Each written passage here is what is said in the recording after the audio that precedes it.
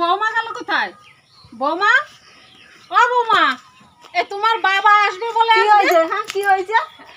তোমার বাবা আসবে, দাও ব্যাগ দাও, আমি বাজার করে নিয়ে আসি। ঠিক আছে না। এই শুনলাম বাজারে হরিণের মাংস কাটছে, আচ্ছা, হরিণের মাংস নিয়ে আসি। ঠিক আছে, আর যদি হরিণের মাংস না পাই, যা পাই, শুয়োর হোক পোলট্রি হোক, কিছু একটা নিয়েই আসবো। হ্যাঁ যাও, তোমার বাবাকে রান্না করে খাওয়াবে। আচ্ছা ঠিক আছে যাও। যাবো তো? হ্যাঁ যাও।